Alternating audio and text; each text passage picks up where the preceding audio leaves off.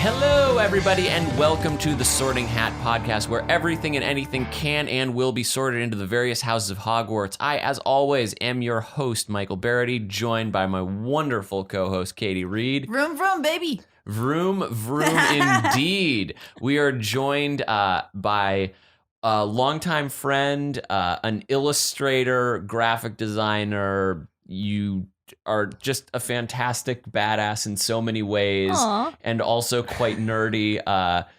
It's Jackie Whisler. Hi, guys. For those unfamiliar but a little bit familiar with stuff that I have done, Jackie and I worked together on the What If Star Wars episodes 2 and 3 were good. Yeah. Jackie did all the storyboards So for many that. boards. Just freaking hit it out of the park. So many boards. Like, I think it was, cumulatively like 400 plus boards. I feel like that's about right. Lots of great character designs, tons of research. That's the thing that I truly adore about you, Jackie, is that you put in the extra effort in so many regards. And today we are discussing motorcycles. We're going to be sorting motorcycles. And as is so wonderful and so wonderfully you, I received last night a very comprehensive email spread. A novel about motorcycles? Yeah, giving not only like breakdowns of what they are, but also like pictures to accompany. So you are somebody who goes very in depth, and we're going to be just rattling on through things. All right, so you, my dear Gryffindor, Yeah. when did you? First of all, these are two different questions. When did you get an interest in motorcycles, and when did you actually start riding your own? There's two parts to this. I got interested in motorcycles a few years ago. I want to say like 7 or 8 years ago. My dad, he had a friend who had an extra bike. They started riding around, and one day, once he was more comfortable, because he'd ridden as a kid, and it had been a while, he was riding his friend's bike, and he got his license, and they would go out together. And I would hop on like every once in a while, just as a passenger on the back seat, because it was really fun. And then one day we convinced my dad to get his own bike, because he's just like, oh, I want to ride, but my friend isn't able. And it's like, just get your own. You can ride whenever you want. So my interest initially started with my dad. And then I got my own motorcycle about three years ago, just about. And it was actually kind of a fun story, because I'd been thinking about getting my own bike. I didn't really know where I wanted to start. I didn't know what size engine or what style of ride I wanted to do. And then my brother went on The Price is Right, and he won the showcase. No, and what? in the showcase was a motorcycle. Oh my gosh! So the first one that you won was a Showcase Showdown prize. Yeah, pretty much. What bike was that? That was a Honda Rebel. It was Okay. a little 250cc, which is a smaller engine. Usually 250s can get up to freeway speeds, but not much higher than 65, 75 miles an hour. You can hit 75 if you're very light and it's downhill. Gotcha. So it's not a big engine. It's pretty small. So like, Yeah. Before, as we unpack all these motorcycles, because I feel like a lot of people, if they don't ride them or they don't really think about it too much, it'd be hard to be like, how are motorcycles different? So like, what are some big things that you want to like get out of the way as far as like what we're gonna be looking at? Yeah, what are Sure. some key distinctions? So some of the well, first off, on the list, I mean, I don't want to get into spoilers, but there's Sure. a couple of different, seating positions that we want to talk about. And specifically because like the way I see it is like these seating positions are going to determine the riding style of the bike, like how the rider is seated upon the bike, what the bike was built for, or what the purpose of the bike was. And kind of like, I don't want to get too much into the culture around the bike, but that's kind of inevitable. So like, you know, each different bike kind of has like their different factions of people that likes to ride those bikes, and, you know, the kind of stereotype you think of. Maybe we can gloss over a little bit and try not be offensive about it. Oh, yeah. Well, and it's funny, like there's a couple things in there that I think there's a certain level of rivalry between the different styles of bikes that is kind of more, well, I don't know, maybe this isn't the wrong example, but it reminds me of like Yankees versus Red Sox. Like it's a built-in rivalry that some people get really passionate over, but most of the time it's like a joke rivalry where they're like, oh, you like the Yankees? Well, like that kind of like, oh, you drive that bike? Oh, Snooty McPants or whatever.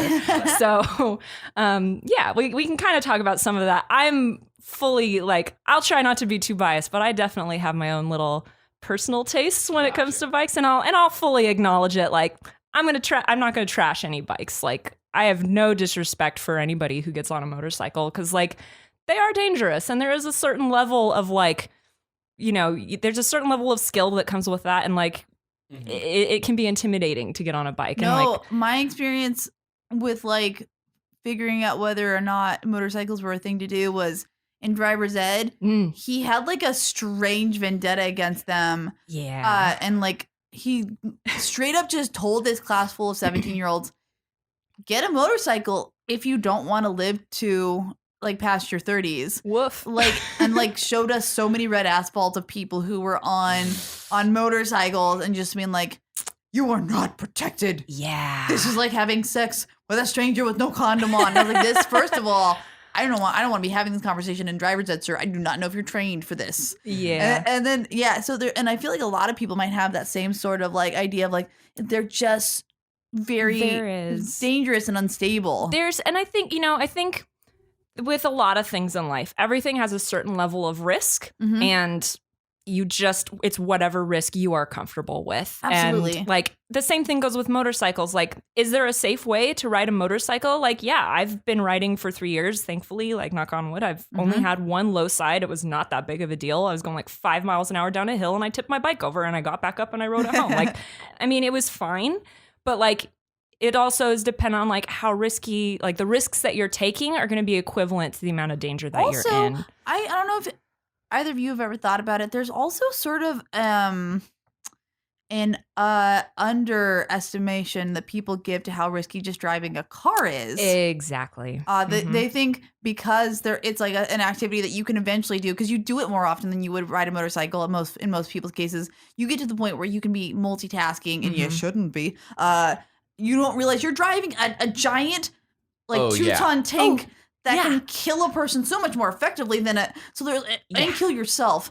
And so I think most people just like forget how dangerous driving a car is in general. Inherently. Yeah, I definitely was on the freeway recently and driving behind somebody who was erratically sort of swerving in the lanes. And I commented, my brother was in the car at the time, and I was like, I think this guy's drunk. And my brother was like, yeah, I think so. And then we like veered away out of the lane, and we're like 2 lanes away and drove past. And as we drove past, we glanced over and we saw that he was on his phone, and his phone was like illuminating his face. And that was the reason for that. And it's the statistics say that people distracted on their phone cause more accidents than drunk drivers. I believe it. Yeah. Because like you are just straight up not looking at the street at that point. Because at least drunk drivers are probably like desperately trying to pay attention. Right. They just don't have the reaction speed. But jumping on back into the motorcycle realm. So like with all that said, we're going to approach this. My point was we're going to approach this objectively, that without the stigma of them being inherently dangerous. Yes. Right. Yes. So let's get into just, I guess, our basic models. Sure. Well, and really quick, I'll give a quick rundown. One of the terms I'm going to be using is your riding posture, because I think that really does inform the purpose of the bike and like kind of the personality. Okay. So there's 3 basic riding postures. The standard, if you will, the best analogy I can think of is like if you're sitting at a table and the table is in front of you, you're sitting just a straight back chair. If you're sitting straight up and down with your feet positioned like right underneath you, and your hands are on the table, sitting straight up, that is the standard riding position. So it's a position where you're very upright, your weight is balanced very evenly, and it's just kind of like the default standard position. Yeah. The second riding position is the sport position, and that is what a much more aggressive style. Basically, it's kind of like if you were leaning over that table and your feet are kind of positioned back and underneath you. That's the one that looks the most scary. It is very intimidating. I've actually, I currently ride a standard seated motorcycle, but if you're used to riding in either the classic or kind of the cruiser style seat, which is the other one that I'll talk about, or standard, you're leaning up and over the tank. Your arms are positioned very down low, and it can be very intimidating. I've gotten on a bike that was not even a full sport bike. It was just it was kind of more of a cafe, like a lower handlebar situation. And when you're up and over the tank, your weight is distributed forward, and it can feel it's aggressive for a reason. It's all about speed. So you're feel low to like the ground. You're cutting all drag because you're right in with the bike. So you feel more powerful. Exactly. Oh, okay. Gotcha. Mhm. That's the equivalency of being a Tron bike. Pretty much. No, yes. I just like the idea of not having my equilibrium in the same place is so like, I don't know why. I'm like, I'm scared. I'm just thinking about it. Yeah. Okay, so there's standard, there's sport, and then you mentioned classic. Classic or cruiser. Gotcha. And that is when your feet, so like if to use the table metaphor, you're not sitting upright, you've just had like a huge meal and your feet are out in front of you, you're kind of leaned back a bit in your seat and your arms are kind of like up on the table. So there's a recline. So that more is reclined. the, I guess, the more conventional, I guess, when you think 50s motorcycle. Exactly. Gotcha. It's when you think Harley Davidson, when Yes. you think those classic motorcycles. Like Hell's Angels. Exactly. Gotcha. And They're all riding. even exaggerated to the point of, like choppers with like giant ape hangers. Right, and like yeah. you basically, the best way I can think, it's almost like your body is a parachute and you're just kind of like up like this with wind blowing into your chest. And that one's what those bikes tend to be much more like long cruises. They're a more comfortable seat than standard and sport. Gotcha. So a good way to think of it is like sport is very like quick, speedy sprints. Standard is kind of like your default about town, and cruisers are like, let's go chill, like hang out and cruise for a long ride. Mm-hmm. Cool. Very good. So then within each subset within each set there are the Posture, various subsets. Exactly. And that was one of the things that why I wanted to send the list is because there is such variety within each category. There's no way we're going to be covering all of it. I mean, just within classic motorcycles, you have like cafe racers, bobbers, brats, choppers. Like there's so much variety between all these different types of we can try to bikes. tackle as many as we can. So let's do dive it. in. Yeah. Well, let's start with my own selfish want, which is my bike. I drive a Scrambler. That's Okay. in the image I sent you. It's a bright yellow Yes. bike, but I ride a Ducati Scrambler, the Icon. And Scramblers are really cool. Recently, they've become very, very popular. And original Scramblers back in like the 1960s were these bikes that were kind of the grandfather to motocross and off-road bikes. So basically, the kind of origin, quote unquote, of these bikes is that they were originally a modification off of more standard classic seating bikes or cruiser style bikes. And they were modified from racing bikes. And what they would do was they took these bikes and transformed them, like added knobby tires, raised up the carriage rather, and would take them for racing. So they're very fast and they're very powerful, but they're also lightweight and they're raised up so they could go off-road. And these were kind of the first bikes to really do that. Yeah, because like that sounds so crazy to have something that has like such a lightweight, but also is supposed to be all terrain. Yes. That sounds like so. Yes. I would be so intimidated. It's probably not for like a novice, or would you say that it's easy to get started? I would say, so the bike I have is sort of the 2.0 of the Scrambler, if you will. So the original Scramblers were definitely more racing. They're definitely more stripped down. They're often referred to as naked bikes because they tend to be like much lighter. They have that standard seat, so you're sitting straight up and down because with your weight distributed underneath you, it's easier to stand up and kind of take some of that rougher terrain. So it's not as jarring when you're sitting on the bike. So for the older ones, you'd see a Scrambler. I think one of the ones I can think of is that classic Steve McQueen movie where he like jumps over the wall. Oh, Great Escape. Yeah, The Great Escape. Like that is a Triumph, I believe, a Triumph Scrambler. Or some, something within the Triumph brand. But modern Scramblers are more, they're taking a lot of the styling from those classic bikes and then they're applying it to a more modernly convenient bike. So you're going to get the raised carriage. Some of them have the knobbly tires, but they tend to be much lighter weight. The best example I can think of is the bike that I have is a 800cc engine or an 803C because Ducati likes to be overly specific. And it's about 400 pounds wet when it has a full tank. It's when a bike is called wet.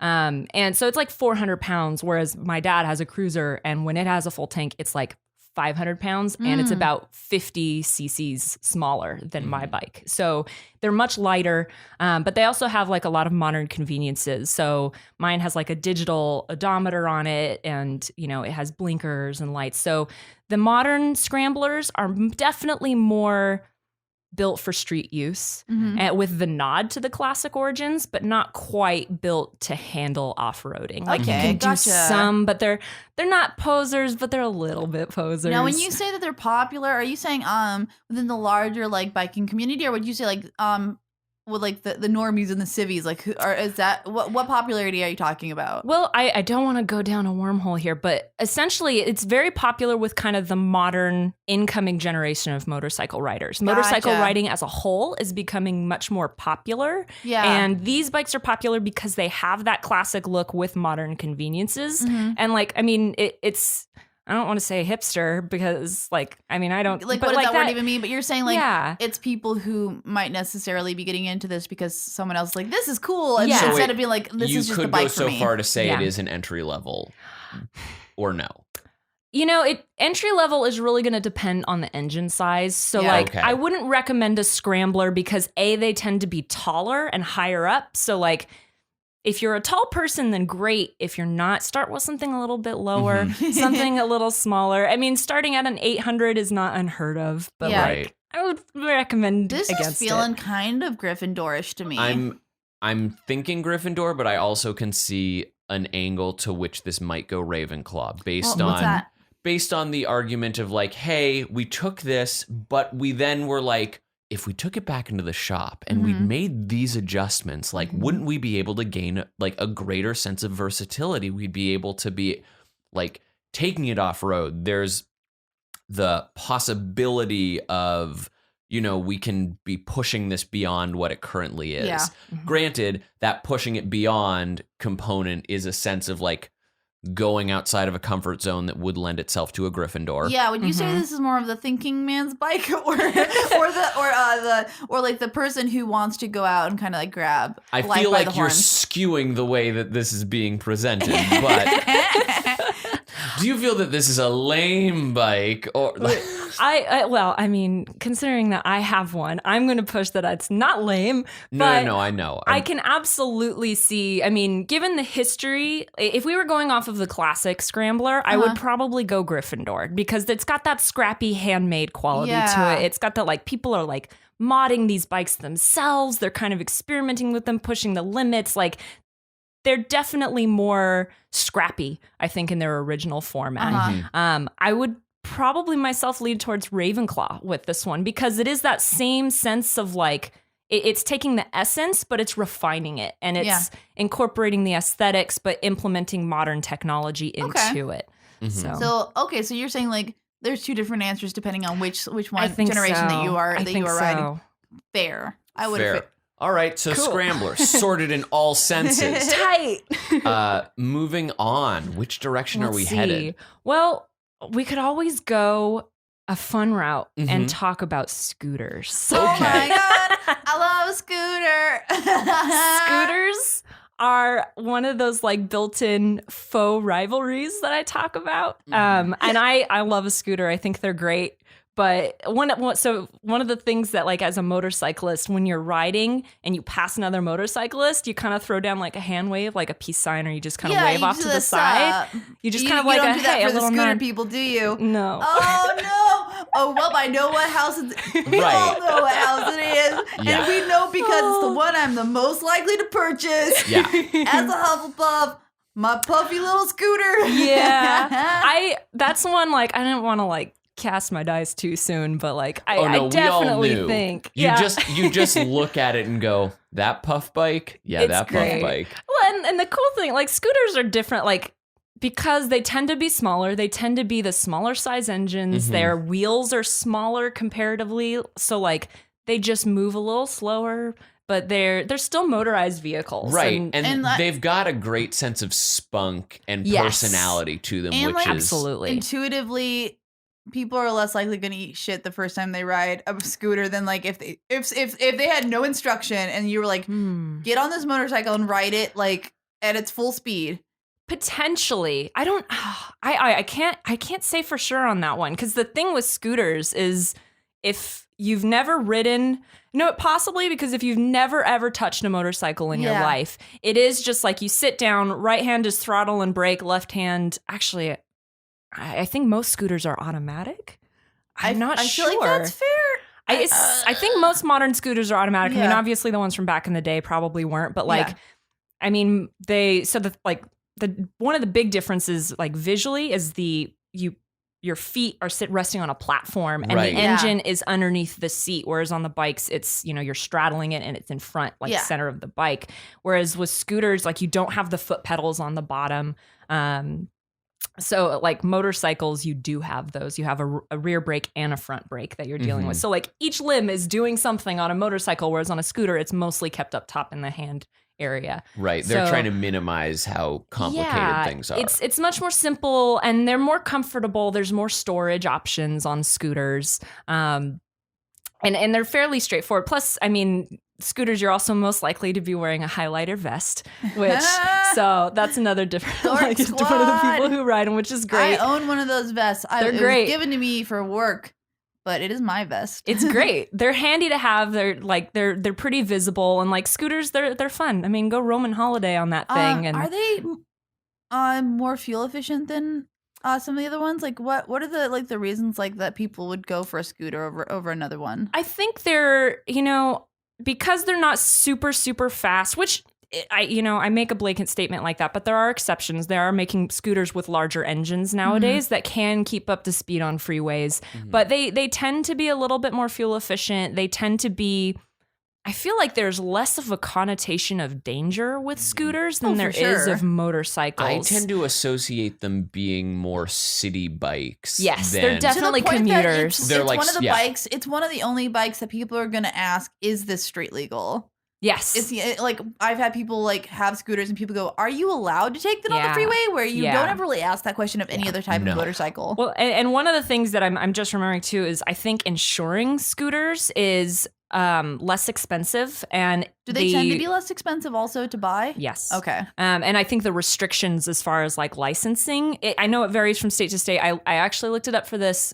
Scooters in California are motorcycle. You have to have a motorcycle license, but I think in some states it varies. And I think they may be classified under different categories of licenses. That's interesting. Does it go by like CCs? Yes. Gotcha. Yes.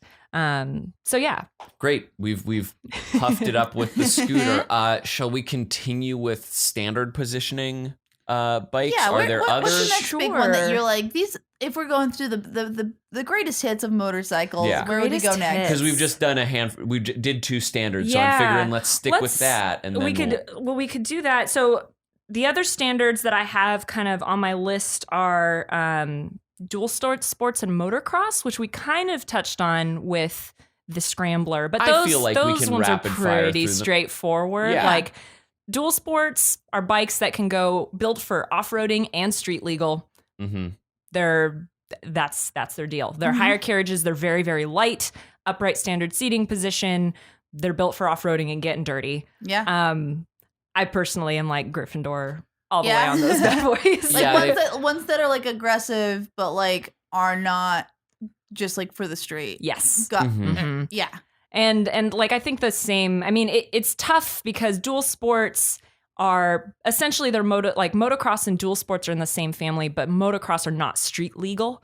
So they tend to be like, they don't have the lights, turn signals, lights, like a placket for your license plate, headlights, rear view mirrors. So they're not street legal, but both machines are built for going off road. And like, are these the ones that you would be doing jumps with? Okay. I think you could, the dual sports, you could definitely do some jumps. It's going to be easier to do it on the motocross because they're smaller and they're lighter, and they tend to be smaller engines too. Gotcha. I think motocross might be Slytherin. Interesting. Why's that? Purely based on the fact that there's like a performance aspect and an element that has like more glory attached to it. But are you? Because there was definitely a trend like with Evel Knievel and stuff like that. The 70s was oddly obsessed with motorcycles. Yeah. The 70s and 80s in a way that it hasn't been for a while. So if there's a resurgence in motorcycles, that's going to be so interesting. Slytherin. That's so. I'm trying to wrap my head around like there's a self-serving like show off ish. Is that what you're getting? Yeah, I think some degree of. I mean, if you're doing jumps, you obviously have a sense of I know that I can land this. Yeah, but you might be misreading some Gryffindor ego as Slytherin. This is true. Yeah, because Harry Potter like definitely would like he would show off his skills. Like he thought he was qualified to teach other students. Right? Wasn't that a thing where he was like teaching them magic? Oh, in the room of requirement. Yeah. Although I would argue that he didn't volunteer for that position. They kind of were like, well, why don't you teach us? And he's like, that's oh fair. shit, Yeah. really? Did you ever watch that Disney Channel original movie Motocross? Heck yeah. Of course like I did. we probably I don't know, I don't want to speak to like your personal background, but we may have had very different interests for watching it. Have you seen Motocross? Nope. It is definitely just like the basic gist is it's a family who all do motocross together. They're all big racing fans.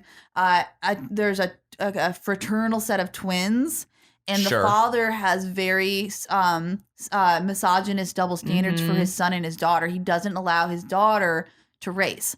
The son gets injured before a big meet while the parents are out of town. Does that mean that the sister has to step in and show everybody who's boss? She straight up Mulans herself, though. Yeah. She like goes shaves as her hair. brother. It was a sexual awakening for me. I was not expecting at the time. I forget how old I was, but I was in love with what was the character's name? It was like Taryn or something like that. Oh, I'm probably that off, sounds but right. it was. I mean, it was so great because it dealt for a children's film with very real, like, difficult, like, I don't know if it was actually like true to life of what it's like to be a woman or a girl in the biking community. Yeah. But like it definitely spoke to me in other male centric social circles like comics and comedians Sure. of that idea of being dismissed before you're even able to do anything. And then like also if you mess up, like people assuming that's what all women are like in this field, or if you do well, it's a fluke. Yeah. All right, you've convinced me they're Gryffindors, okay? Oh shit! No, I wanted to talk about this movie because I never will have an opportunity with context to talk about this Disney Channel original movie that was so important to me as a child. The only Disney Channel original movie I ever watched was Brink. Is that the skateboarding I one? remember watching that. It's the like No, it's roller skating. rollerblading. Yeah. It's Team Pup and Suds versus Team X Blade. Are you kidding? I fucking loved Brink. Of course you would be into a film where you think rollerbladers are cool. Oh, no. I That's the best rollerbladed. part. I wasn't even the one who was invested in this movie. It was my buddy Zan, who we'll have to have on as a guest because he goes deep into like, he would go into deep rabbit holes of like, I'm obsessed with this right now. Like there was a whole period. We should have him on to sort those Disney Channel original movies. Sure. Yeah. But like he That's definitely, so good. there was a week where he had a portable DVD player and was just watching like Treasure Planet like every day. Then there was a period of time where it was just like Nicolas Cage movies. We watched Con Air like repeatedly for like 2 weeks. It went nutty. He had a Nicolas Cage run that was great. Would you say that film like speaks to any of your experiences with the community? You know, it's funny. I've seen, like, not personally experienced, but I have seen a big shift lately in the motorcycle market in that it's really broadening out to be more inclusive of female riders. Like just knowing we like acknowledging that market exists. Yeah. Great. Well, and like, so for example, Harley Davidson a few years ago actually started like, they made a bike that they're like, hey, ladies, come try this bike. So like they actually made a huge push for it. And like, but did they do it in a weird way? It'll like thankfully we have a lipstick container that you can put right there. Or was it more like we actually know what you just need? It was more like hosting events at Harley Davidson's dealerships and like teaching, and they're like, hey, here's other ladies who are interested in riding. And oh, that's like, tight. And there's always been a female community of motorcycle riders. Like you can look back into the 1920s and 30s, and there's these fantastic like one of my favorites was this mother-daughter team in the 1920s or 30s who went cross-country with a sidecar, and they just alternated. So like women have been riding motorcycles forever. It's just the community can get so like aggro and like masculine that it can get a little off-putting. But there are pockets. Like I go to this event in Joshua Tree once a year called Babes Ride Out, and it is an all women motorcycle event. So I lived in Joshua Tree, so I knew about it. I never had gone to it, but I was like, oh, that sounds so freaking cool. It's pretty awesome. Like I've gone a couple of times, and like it's the kind of place where it's like we don't have to worry about like creepy dudes being gross at us. We can just hang out, or like aggressive people. It's like I think I showed up and just the people next to me was like, "Hey, are you here by yourself?" And they're like, "Yeah, me too. Cool, we're friends now." So yeah, if you are a lady biker or a femme biker, like check that out. Yeah. So you mentioned Harley Davidsons. Should we move on to that style? Yeah, absolutely. So Harleys tend to be fall into the cruiser category, and a lot of Harley Davidsons kind of have they're sort of the originator of what we call that classic style. So when people are talking about it, it's the the seat with it. The seat is kind of more bucket shaped. It's a bit more loungy. The feet are positioned more towards the front of the bike. And these bikes are definitely built for cruising, be it around town or some bikes for longer rides. The cruisers in general there's such a wide breadth of motorcycles because you have people who are replicating classic bikes. You have modern bikes that are like being modified, people building Frankenstein bikes. Like it's just such a wide array of motorcycles. But they're very like the Honda 250 that I learned on, the Honda Rebel, is an example of what would be considered a cruiser bike, but like it's mostly just in the styling and the seating position. So they're pretty good beginner bikes, I would actually say, because they're a more comfortable riding position. They tend to be lower to the ground. They're sort of chameleons. You can do a lot of modifications to them. My dad also, he also rides, and he rides a Honda Shadow, which is like just a bigger version of the Honda Rebel. And like Shadows, they're great bikes. They tend to be a little bit heavier, like top heavy. So there's a little bit of maneuvering involved, but they're great for straightaways. Like I always joke that, riding one of these bikes, you feel like you're riding a battering ram because you're just like, it's very powerful, very sturdy. These bikes also tend to have very powerful engines, and they're heavier because of it, because they're bigger, a little bit bulkier. They tend to, chrome, cool paint jobs. Like there's definitely a visual component to these bikes, but they're also just really good all around motorcycles. Now, as far as maybe this is too broad of the bikes, but would you say that there is any? So I know the Harley Davidson is associated with a very particular, very specific subculture. Yes. But would you say overall that there is any sort of like, I don't want to say elitism,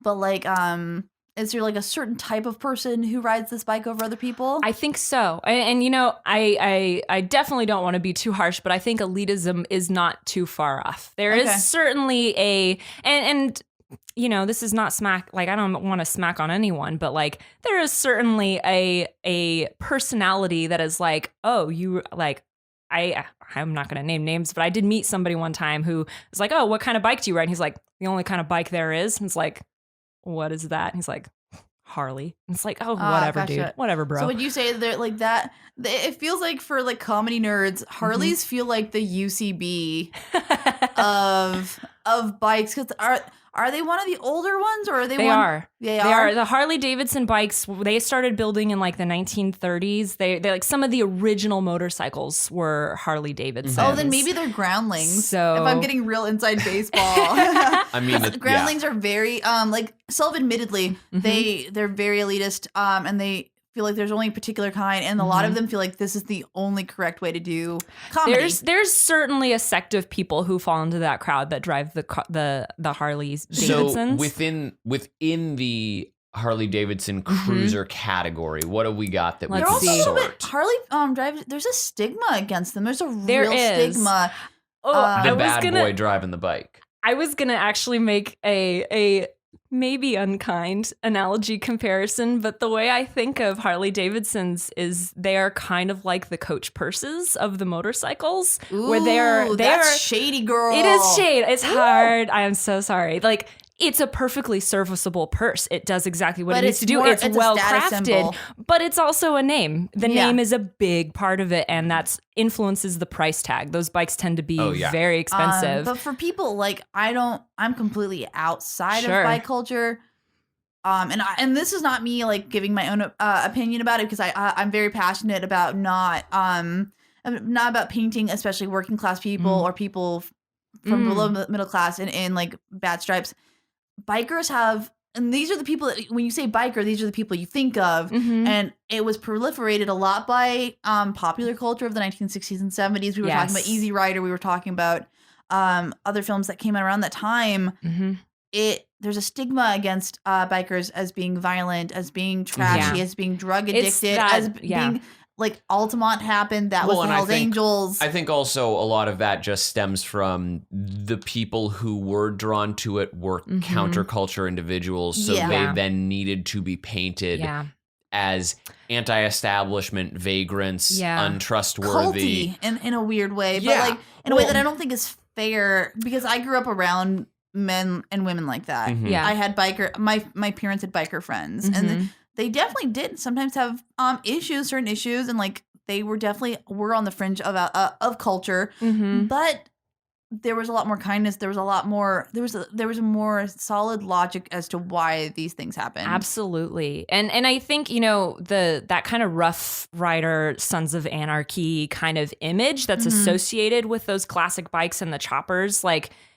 Part of it, like, I mean, there is some merit to that. Like, but it's a much smaller faction of people than the people who are riding these bikes regularly. It reminds me a lot, like, to not in any way judgment, it reminds me of religion, of like, these are the vocal minority representing a very large group of people who have I would these absolutely bikes. agree with that. Gotcha. Yeah. Jackie, you mentioned a few sentences back a chopper. That's a type of cruiser, is it not? A chopper is a type of cruiser. Man, we should try to sort it.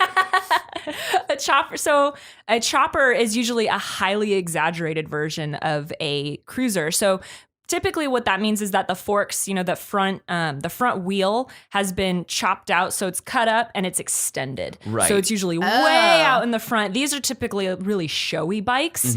And the handles, it's not a prerequisite to have like really high handlebars on a chopper, but that's one of the more common like pairings with chopped out bikes. I tend, if I'm recalling correctly, also it seems like the seat is lower as well to really exaggerate how high the handlebars are and how exactly. So this is far a out the spectacle wheel. kind of bike, right? It is. It's definitely about, it's not good for really long rides because those bikes are very difficult to control. Looks weird. It's very hard to steer. I've sat on one of those bikes and trying to tip it over, like it's incredibly difficult to maneuver. So it takes a lot of skill to ride those bikes. Oh, I can only imagine. They're also, with the wheel chopped out super far in front, it also makes like terrain. You need to be on really level terrain because otherwise you're going to be scraping the bottom of your bike, especially with the lowered seat as well. Right. So these bikes are definitely more aesthetic. They do have a little bit of that like edge to them. They're very cool looking bikes, and these are bikes somebody has put a lot of work into. Gotcha. So like they're customizing them out. I've been to motorcycle shows where they just have like a floor show and you can just walk up and see these bikes and they're like, do not touch. Like I've seen some one that I swear to God looked like Cinderella's glass slipper, like it had glass components on it. Like these are works of art. So like choppers can tend to be they're very much that aesthetic side of motorcycling. They look really, really cool, but they are a challenge to move because of that. I would put this one as a Slytherin. Yeah, me too. Yeah, because like aesthetic appearance and the fact that it has a particularity that is a bit of a hindrance in some ways, that like, so it's a little bit one track as far as what you can do, but what you can do with it, you can do very, very well. Yes. Yeah, whereas like Absolutely. like Slytherin people have that one track, like challenge from repression and social elitism. Choppers just have that from like the way that they're built and everything. Yeah, definitely a Slytherin kind of bike. And I would argue, if ambition is what defines Slytherin, like these are ambitious bikes. They're ambitious to create. They're ambitious to drive. Like these are top to bottom, and like probably like sacrifice other things in order to get this exactly how you want it. Sorted. What else we got as far as those cruisers go? Cruisers. Oh, goodness. So one of the ones that, kind of to stay in the Harley Davidson family, these ones can kind of be categorized as a adventure touring, but they're also referred to sometimes in a snarky way as full dressed. They're those bikes that you see that are like these big, huge bikes. They've got the cruiser position and like big, huge storage containers. They're basically a throne of a motorcycle. And, Harley Davidson has a bike that they call the Road King. And while that bike can kind of be sorted into that, it's not quite the full bike that I'm referring to. That's how I would describe these bikes. They're built for long distance driving. They have panniers or, those boxes that mount to the side of the bikes, like lots of storage. Some of them have air conditioning. Some of them have like radio and like they have like heated hand grips. They're built for comfort and for long driving. Gotcha. They're also the ones that is most likely to be driven by your retired uncle. And he has like 15 American flags strewn across the back of it. Hell yeah. So these are definitely, like they're big, hefty bikes. Some of these things can be upwards of 1,000 pounds. Like I've seen these massive motorcycles driving and it's just, I don't know how you keep it standing when you're not moving, but they're great for when you got to like go cross country, sit on this thing. So it's like the retired man's dream. If he's like pretty much. The Road King is what this is called. I tried to find what this specific bike was called, and the best one I could find was like full dressed or baggers or like I guess a hog, like a road hog. I don't know. Wild Hog starring Tim Allen, baby. Pretty much. And honestly, that's the set that rides these bikes. That's the demo, That's the demographic. I am feeling that this might be a Ravenclaw. Really? Why do you say? Just as far as like there's sort of we need to build this out so it's like capable and working for everybody. Like there's I don't know, like the souped upness. I for some reason I was veering between that or Hufflepuff. I fall into the Hufflepuff. You fall into the Hufflepuff camp. Because like think about it, like when you think of cool bikers, you're not thinking of the Wild Hogs, like Tim Allen sort of. No, it's certainly a not. dorky bike, and like it's also like cumbersome, like you were saying. I'm thinking the practicality factor for like. But Hufflepuffs love to be comfortable. They're very practical. You're very comfortable. If they're ever innovative, it's new ways to be like, how can I sit for a longer period of time? 2 examples that cinched it for me. The first was I once saw a person and his compatriot on the back, and they were wearing matching like motorcycle gear that matched their bike. So they were like color coordinated.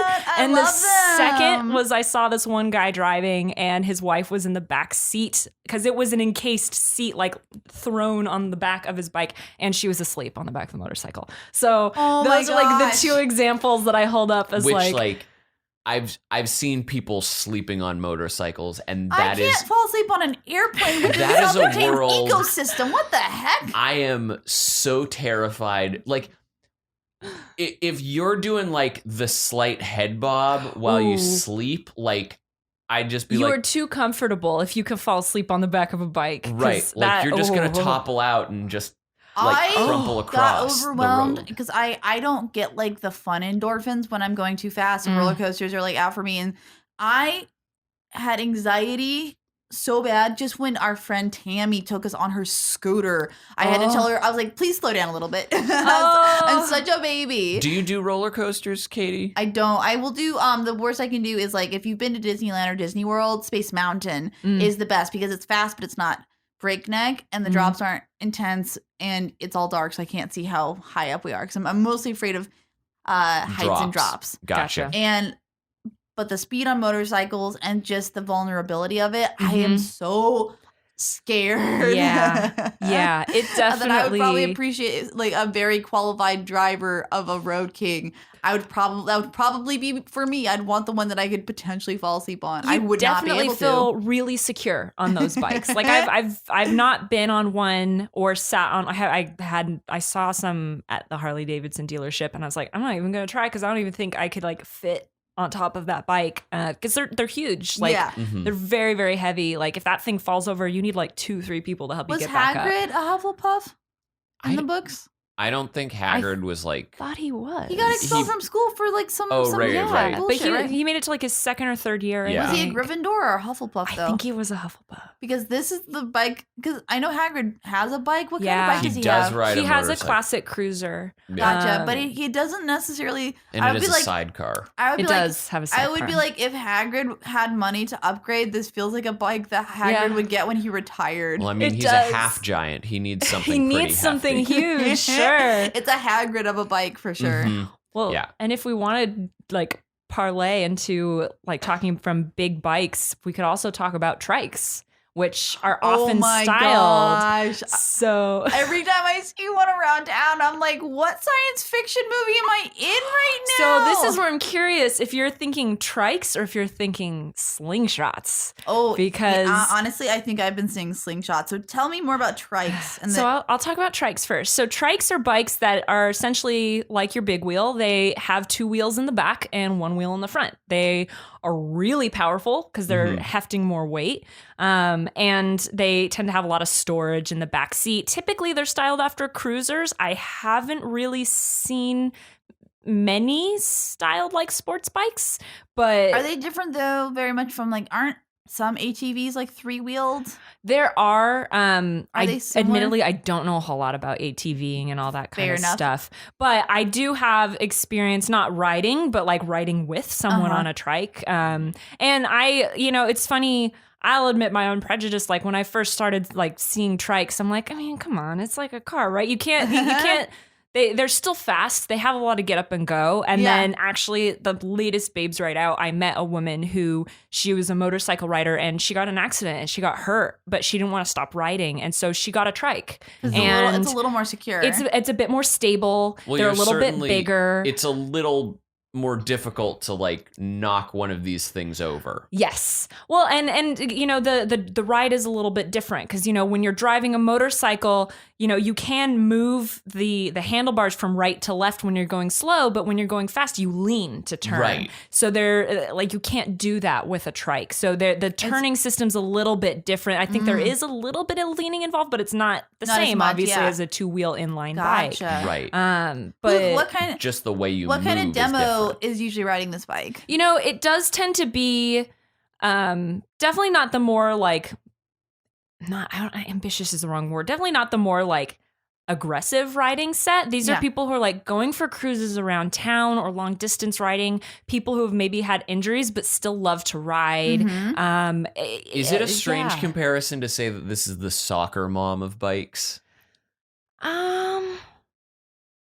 I don't know, because I feel like it feels like a sense, and like not maybe you're just picking up on like it feels like a more sensible option. I think it is that's more what I mean. sensible. Like it feels like this is something that if you wanted to take a friend with you who was a little anxious about bikes, but you rode out on that, they'd feel very comfortable. This is definitely, I wouldn't go so far as to say soccer mom, but this is definitely the friendlier version of a motorcycle. This feels like a friendly Ravenclaw to me. Like it's like, all right. What makes you lean Ravenclaw? Huh? I'm curious. A friendly Ravenclaw? Well, what makes you just lean Ravenclaw? What about this bike? Because it's saying, it feels like your example, it's like, okay, I had a problem. I got injured on a bike. What's my solution? I'm going to create a bike that has more stability, or I'm going to invest in a bike with more stability. It is good, you said, for long distances, but it's also good for just going around town. It sounds like a more sensible bike instead of like a recreational, like I'm trying to like prove something with this bike. This is something that it seems like you're using for utility as much as like, oh, this is fun for me, but you're not what makes aggro. it not a Hufflepuff? I think Because it doesn't feel... Because I feel like a lot of the arguments that you're making are falling similar to what we gave to the Roadhog previously. Potentially, yeah. See, this is where I feel like I'm going to throw a wrench in things because this actually... Throw that wrench. Wrench thrown. I kind of think Gryffindor with this one. Why, Jackie? Why? This fight kind of reminds me of the Neville Longbottom of Gryffindors. Like, they're maybe not as, like, out there. They're not as, you know, aggressive. Neville or like was a Hufflepuff, though, wasn't he? No, Neville's No. a Gryffindor. He's a That's Gryffindor. hilarious. They're loyal. Like, they're very good. Like, they're good to the people who ride them. Like, yeah, they're not flashy, but like they can be styled. They can look really cool, but they're not going to be like, they're still powerful. They still have a lot of strength. And, you know, I kind of think of like, you know, with room for passengers and like, again, that's maybe my personal experience, but like when we were out riding in the desert and we had a trike with us and like we pulled over to take a break and she's like, hey guys, I got water bottles in my trunk, and like opens up her thing and has a whole cart of water bottles. Right. Oriented. It's community serving. It's like they make a lot of room so they're easy to see. They're just like, hey, watch out for motorcycles. We're here. Like they're like this sounds weird, but like the brave mom or like the brave parent. So not who's just soccer mom, like, but brave mom. I like that. Yeah, it's like of your friend group, the mom. Yeah, the person who's like looking out for everybody and is like isn't gonna take any guff, but is also like, I'm here to support you if you need me. Like that kind I'm of still vibe. saying that they could have some orange slices in that carriage. I hope and I didn't some like Capri make my Suns. case like in trying to defend my case supported yours. I mean, like, I'm saying that some of that leans into the Hufflepuff camp, but like, I still but honestly, argue. you're the expert here, so like I'll take it. But Yeah. it still feels. We're I think just I was we're wrong just with the hard Ravenclaw. split because each of us have Yeah. taken a wheel. What? All right. Because there are 3 wheels on a trike, so we but went with. It's awful. It's not even a justifiable Good. joke. I'm sorry, everybody. God. Moving on. Fun stuff. So while we're talking about the subject of 3-wheeled bikes, I do want to bring up the slingshot. Yeah. This is the one that I thought. Okay, In Hey. my head, it looks Hey. bonkers. People out there who market these things, this is not a fucking motorcycle. that's okay. That's This what I'm is thinking. not a fucking motorcycle. It is a car Yeah. that you took off the roll cage, Gauntlet removed one of the thrown. wheels. I mean, you still.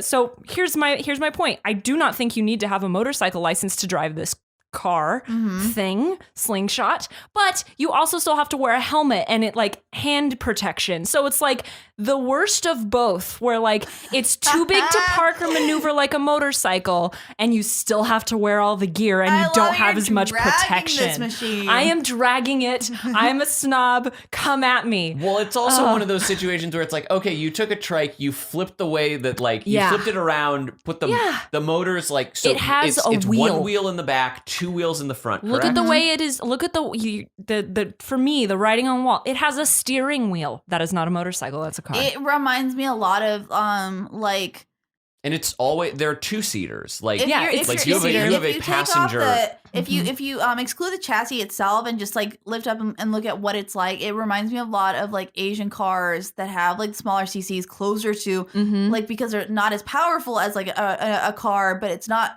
little more powerful than a motorcycle. And then they just slap on these chassis that are obviously car chassis, and you go, oh, obviously this is a car.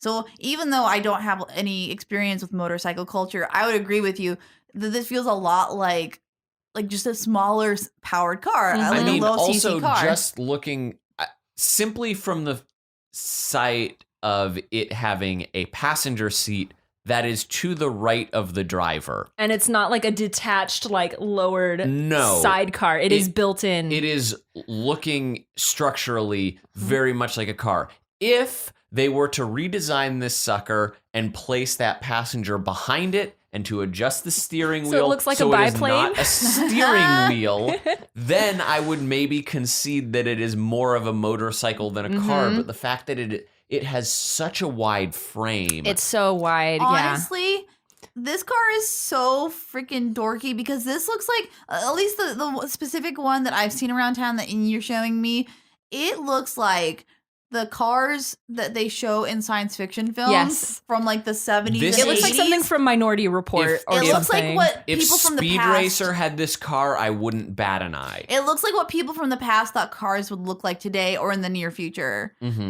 Exactly. It does not look like anything that we actually liked. Like that, it fits so far outside Mhm. that, like, in a dorky way, that I'm like, oh, this is some Hufflepuff.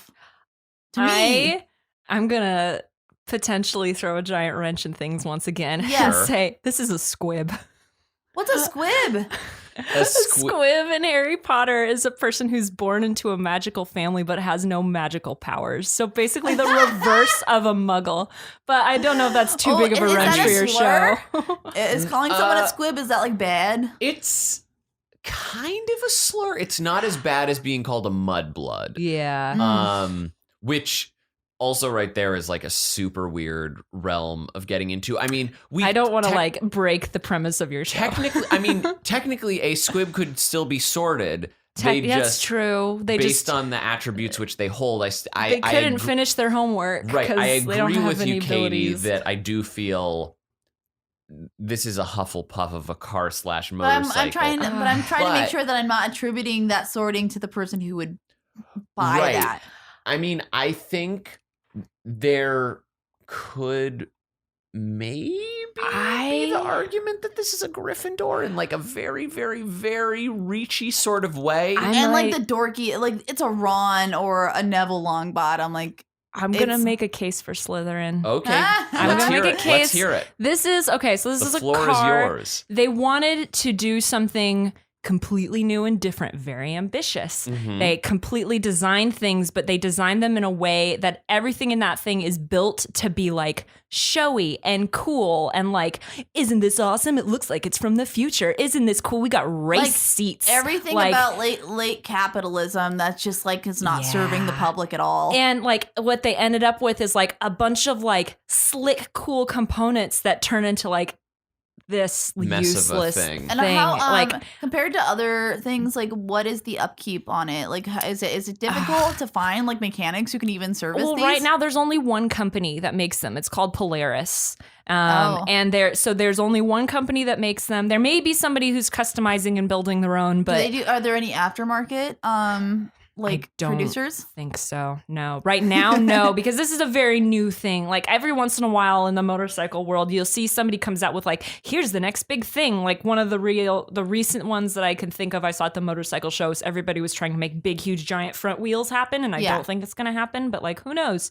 But It reminds this me is, of like, and this like adds to your argument about it not being a motorcycle. It reminds me of the smart car in terms of Yes. like, who even would know how to take care of them? yes. Are they Mhm. even a good option for anybody who doesn't just love the aesthetic? I don't see enough. This reminds me of like a concept that somehow made it off of the concept floor and onto the production. It reminds me of Homer Simpson's car that he designs, where you're like, who wants this? It's one of those children's drawings that the like whatever foundation is like, we're gonna make it a reality regardless of practicality. Yes. And here we are. And I think this is just an example of like, I think you're not getting those aftermarket versions because I just don't think the audience is there for this. you think it's gonna die out? I think they were trying to make something for the people who wanted the thrill of a motorcycle, but didn't want to get their motorcycle license or didn't Gotcha. want to get in, like who are more concerned with like, oh, wouldn't it be fun to have a motorcycle? But I love my fancy car. And like, here's here's the a worst weird of both. hybrid of the two. Yeah, here's a weird hybrid of the two. I can give you the concession of maybe Slytherin on this. I don't know. I think from a marketing and like just it's like if it's exclusive and it's just in the fact that nobody else is interested. Right. Mhm. And there are some like shitty unpopular Slytherins like that. So So keeping with the flashy trend, we're now moving on to Yes. sport. Oh yes, the sport motorcycles. These are the ones that are oftenly referred to as like crotch rockets or going like 90 miles an hour down the freeway between the lanes. Mhm. So And are like, these the ones that like people are like trying to break speed records and stuff with? yes. So Okay. sport motorcycles, to give you a quick little back intro into these, Yeah, they yeah. were originally built for speed racing. So, track racing. And there are a lot of people who actually still do track racing today. Like you can go to these different locations and, they're like race around and go really, really fast. And these bikes are sometimes get that really bad connotation of like people driving recklessly, because while there are a lot of people who drive sports bikes who are very safe drivers and they still drive fast, these bikes often are picked up by beginner riders who want to look cool, go way too fast, and get hurt. Yeah. So Because they're splitting lanes. They're splitting lanes, which, like, I mean, in California, I think there's only 2 states where splitting lanes is legal. Oh, I didn't even know that. Yeah, California is one, and I can't remember what the second one was, but it is illegal to split. And even in California, splitting lanes is, I think, the traffic speed of the cars around you can be maximum 35 miles per hour. If they're going faster than that, you're not supposed to split lanes. And that definitely. And when you're splitting, you're only supposed to be going 5 miles per hour faster than the cars around you. But so I mean, you can get like, max is any 40. other car on the freeway also following the law? So it's Yes. like it's just a product of the climate, Yes. probably. Yeah, I mean, the big danger with splitting lanes isn't so much you, it's the other cars seeing that, you. one, seeing you and just obeying basic rules of the road, like signaling, because that's what's the going big to problem. And I will say this from experience. I split lanes, and actually California, I think because we're used to having that traffic law, cars will often give you more space. Like, most people aren't People real are big gun jerks. shy on the freeway in a way that they seem to be more aggressive on street Yes. traffic. As far as like, 100%. and maybe harder towards like regular bicycles Mm-hmm. get it worse. But I've seen more open hostility to bikers on the streets. Yeah. And then on the freeways, people have the good sense to be scared enough to be like, I'm Mm-hmm. going to give this person as much space as Like, possible. oh shit, we're all going real fast. I don't want to hit this I don't want to murder person. somebody. Yes. Which it's a strange cognitive dissonance It that I is. don't understand. And I think part of it too is like, you can split lanes on a motorcycle. You can jump up to the front of the line at a stoplight. And that's when I think people get really pissed, because they're like, Yeah. we're stuck here seated, not moving. We have to wait for the red light. And you just zipped up to the front and scooted in front of me. You feel like you're cutting. Whereas on the freeway, they're more like, oh shit, watch out, somebody's coming through. Right. I think. But yeah, to get back to sports bikes, these bikes are built for racing. They're built for speed. They have that aggressive seating stance. So the feet are usually positioned not only behind the rider, so their weight is forward, but they're also higher. So when they make that turn, they can lean further down into the turn. And Yeah, you see all those shots where they're like almost parallel to the ground. Dragging the knee is one of the terms from sport bike racing. And it's when they've got their knees so close to the ground. For my nerds, I think it's the one that Haruka in Sailor Moon writes, which is very much like a product of her personality of being very aggressive and flashy and fast. Well, and I think these are bikes that were also in, I want to say, I think they were in Akira. Mhm. Oh, yeah. And honestly, a lot of the motorcycles that are in the sport category actually came over from Japan. They were Oh, okay, a lot that of them makes were sense then developed. why So you'd like see it. Honda, Suzuki, all of those bikes, which I'm terrible at names, so like I'm bad at remembering, but like a lot of those bikes were developed in Japan, and that aggressive racing styling and very clean lines. A lot of these bikes tend to, some eyes, mine in particular, tend to look very similar because they have a lot of the facing and the panels on them that are built in to give them that aerodynamic speed. So like a standard of what the body would be built like. You can see some standard motorcycles have a lot of the similar paneling on them. And I think the thing with sport bikes is they are just, there's a lot of variety in as far as how aggressive the stance is. Like, it's either very, very, very lean forward, and that's a lot of your racing bikes. There's also some that are a little less aggressive, that are back a little bit more, a bit more comfortable. And you get a lot of beginner riders or people who are new to riding. Like, that's another good way to start. Like, if you're interested in the sport bike, like a smaller cruiser or a smaller engine size sport bike with a less aggressive stance are both good places to start. So would you say that this subgroup is like would be easy to sort all together, or would you want to have like any like differentiations?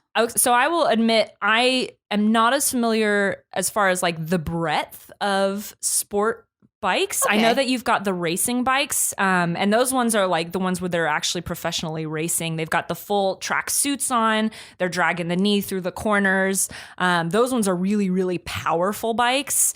And then you also have like the street version. Like I know some people that like one of the more popular models is the Suzuki GSXR, Gixxer, I think is what it's called.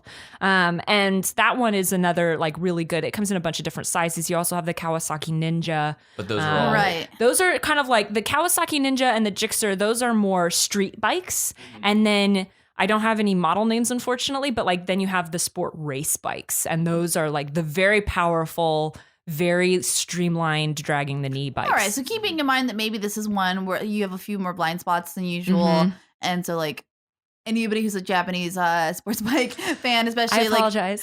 no, just you can let us know what you think. But what do you, just based on what you know, where would you sort these? Honestly, I think because of the aggressive riding stance, I think most people's knee jerk is to put it in Slytherin, but I would kind of go either Ravenclaw for these ones. Really? I was thinking Gryffindor. I could see Ravenclaw or Gryffindor. It's really, it's very, I feel like my knee jerk is like, it's going to be one of the more aggressive houses because motorbike, except for scooters and like the slingshot. But what would you say? Why would you say this is Ravenclaw? I think maybe the way to put it is like the tech racing bikes. I would move into Ravenclaw because there is so much precision and like you're thinking about weight balance. You're riding these things through corners, and that is such precise. You have to anticipate too. You've So got it's a lot more like science going into there's all like of if what you're doing. racing, there's like chess move stuff that's happening. Yeah. There's like any tiny microscopic movement. I mean, when you're going so fast that like your bike is tilted at like past 45 degrees and it's still keeping that traction, and you have to think about the heat of the tires. Like oftentimes you'll see in the races though, they're like weaving around trying to warm up their tires to get them tacky so they stick to the road better. Like there's a lot of precision that goes into those bikes. If you are racing, like other ones aren't necessarily racing against other bikes, like you have to like figure out like where you have to like figure out like where's this other person going to move. Yes. You have to figure out like if they do this, what's my fail safe, or how do I recover if I fall behind? Yeah, because if you wipe out on those bikes, that's not a fun time at all. Right.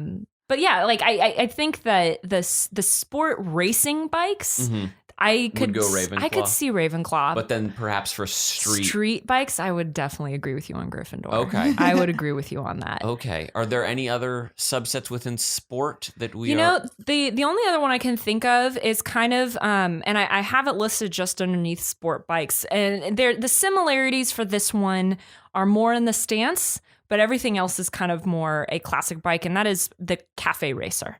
So Cafe Racers, they are, it's in the name, they are racing bikes, but they originate from the 1960s as well as the Scrambler. And this is kind of, you're getting a lot of motorcycle racing in England at this time. I love the way that these ones look. I mean, just from like Cafe Racers are crowd pleasers. These are some snappy looking bikes. They look really, really cool. They have look classy in a way, and like not to say that like other bikes are not classy, but there's just something very much. It feels like it would very be GQ industrial design kind of aesthetic to there's them. Almost like if you saw any spy riding this bike, you're like, that makes sense. Yeah. Like there's a classiness to it. And it comes with that sport stance. So the Cafe Racers are basically, there's a couple of things that define a cafe racer. One is the position of the handlebars. They're tend to be lower down.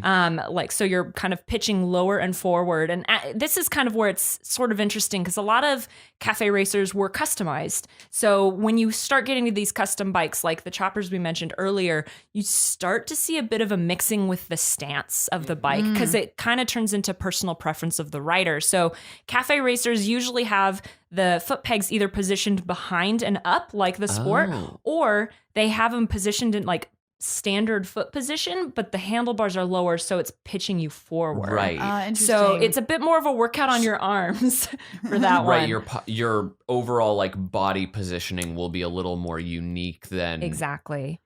an odd in between. Something I'm curious about, and I haven't asked about the other ones, but it just occurred to me. The steam printed. This bike looks expensive, as we said before. What is what is the actual price point? Like, what sort of person can afford it? Like, is it more affordable or less affordable, especially with the customization that goes into it? So this is one of the things that is so fascinating about motorcycles. And it's partially what prompted me to use the coach personality about the Harleys earlier, is because depending on the maker of the bike, depending on the styling of the bike, they can run the gamut between like $3,000 bought brand new to like in the 20 grand. Wow. So like some of those Harleys, the price tags are real big. Right. Also, I mean, so like I think the little Honda Rebel that I had, or like those ones are in the lower end of the price lane because it's smaller. But like when you start getting into customs, some of those bikes, it just depends on who's doing the work, what materials are being used. I went to a bike show not too long ago at this place up in LA, and I saw some beautiful bikes, but my favorite bike was one that this girl had made out of junk. And it was literally, she called it Miss Frankenstein. That's and amazing. It looked like it was made, like I think she had formed part of the frame out of like a wrought iron fence that she had welded and like bent. Oh, so like it was you like can a ready-made Dada bike. yeah, it's these bikes, like you can invest a lot as far as customization. I actually, like, my dream bike would be a Honda CB750, which kind of lends itself to that cafe racer style look. A lot of people turn them into cafe racers because they have that styling. Cafe racers, because there's so much customizing involved, they can be, you can get one off Craigslist and customize it yourself and maybe only spend $5-6 grand range, maybe more. I mean, I'm sure there's plenty of people who fix motorcycles who are like, what are you talking about? Those are so wrong. Well, especially the older bikes, because like if it's an older bike, like you're going to have to repair it. You're going to have to know how to fix that thing, because one day you're going to go out to your bike and you're going to be stuck like on the side of a freeway and you're like, I don't know what's wrong. I have to be able to fix this thing on the fly. Yeah, like you would with classic cars too. Yes. Yeah. Whereas like more modern bikes can run any, like I would say for like a larger engine bike with kind of modern amenities, like not tricked out too much, you can pay like 7 to 11 range as far. So, but like one of the appeals that we were talking about with scooters earlier is they are also often less expensive. Oh, for with sure. With the more modern customization, I have to assume that things have also become a little more unified across the board as far as parts and pieces go. Depending on, and actually this is where I'm going to toot Honda's horn a little bit, because Hondas are fantastic at, like, they're so pervasive and they're like Legos. You can do so much customization It's the with same Hondas. with their cars. Yes. Honda across the board is very good at making parts readily available and like on the cheaper side as that's opposed what to I've other heard. cars. So like for a point of example, like, I mean, I have a Ducati that is a higher end bike. They tend to be more expensive. My dad had an issue with his Honda where he had to replace the battery, and it was like $30, and he It's just like ridiculous. I'm like, brought it in. there's no way that this is not violating some sort of labor ethics law. Why is it so cheap? Yes, and it is kind of like that with the Honda motorcycles. But Okay. yeah. So it depends on like the make of the bike. It depends on what parts you're buying. It depends on what your base is. But to get back to cafe racers, they are, along with scramblers, that aesthetic is becoming much more popular. So you're starting to see more bikes being styled that way. I think it was Triumph just released, I say just released, it's probably within the last year or so, but a bike that I was drooling over called the Thruxton. And they also had a Street Twin, but I haven't seen that one as much. But they are much more cafe styled bikes, and they're prepackaged cafe bikes. I don't know if they would be considered true cafe racers, because one of the other kind of trademarks of a cafe racer is they tend to be very stripped down. So any part that does not need to be there will be taken off. There's no paneling. There's bare. Sometimes you can see through the bike because the framework is visible. Like that, one of the hallmarks of those bikes and where they got the name was supposedly back in like the 50s and 60s, you would get this bike, you would strip it, and you would race from cafe to cafe down the street. So you were trying to they're like built keep it for lightweight, yeah. aggressive riding stands. They are not comfortable to sit on. They're built for short sprints. So what kind of people are riding these ones with that? Delivery personnel. I think that's a good point. Like, yeah, it can be sometimes tricky because there's not a lot of storage space on these bikes. But I mean, the one I can think of is like, I feel like, I can't remember what movie it is, but like that Marlon Brando set, or like the James Dean? Like the kind of James Dean, I think, is a bit more of a classic, but like that like racer, my mental image is like some guy with a newsboy cap and like a girl with a poodle skirt, and they're like racing down the highway. Like that's what mental image pops into my head when I think of these bikes. I'm feeling strangely, I mean, we did get on a tangent as far as like customizability goes, but I'm leaning towards Ravenclaw on these again. What do you think? Oh gosh, this is one where I feel like I also can could see an argument for Gryffindor. I see Gryffindor when I look at these because there's a certain level of like they're scrappy, they're hand you're getting in there with your grease. Very working class. It feels like. Yeah, there's like, there's an immense amount of knowledge. Like the people who have these bikes, they work on them themselves. They built them themselves. There's a certain amount of pride that goes into it. And it's like, I don't want to like over generalize, but also like machismo. It feels like just from what you're telling me, like not even necessarily like for men only, but like there's a certain sense of like you need to be confident. I would see from the confidence angle. Yeah, I could see that. I could see that. It definitely with the stance and like this is these racers, they're built for speed. Yeah. So I think that's kind of the commonality with a lot of these like sport stance bikes is they're meant to go fast, and like comfort is secondary to the thrill and the ride. So, which is why I lean a little Ravenclaw, just as far as like we're stripping out, we're leaning more in favor of practicality over like style.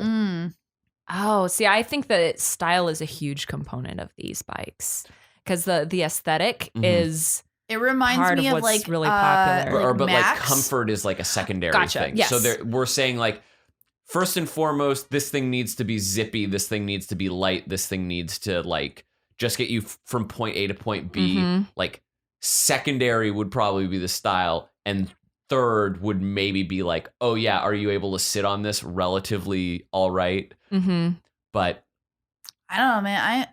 I think I'm leaning towards Gryffindor. All right, I'm in the minority. That's totally fine. I get it. Listen, men don't get motorcycles. It's fine. No, it's true. It's true. I have very little understanding. And I understand a lot of it as someone who's not a man or a woman. I just intuitively can move through these worlds. Right. You freely pass through them. Yeah, I got motorcycle passing privilege.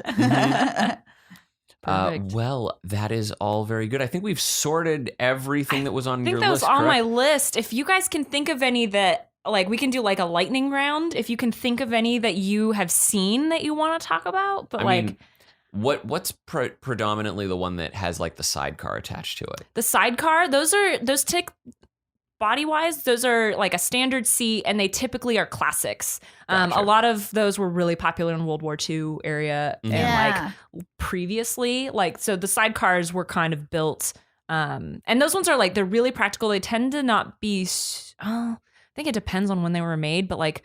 They're not like crazy powerful, but they do have to have the oomph to get the car moving. Those feel like a Ravenclaw sort of. Those ones I would say are Ravenclaw would be like, in case I have a companion later, I will have a sidecar. Yes.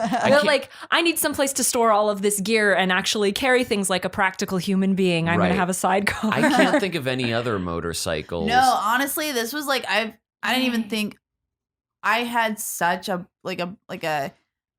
broad view of what motorcycles were. So this has actually been one of the most interesting episodes that I've done. So thank you so much. Thank you so much, Jackie, for joining us. You can see more from Jackie as she is an exceptional artist, illustrator, storyboard person. You've got an Instagram. I do. I have my my Instagram, which is Whisler Art on Instagram. The icon looks like a little blue fish. Yeah, we'll link it. And then my website, which is just Jackie Whisler, no T.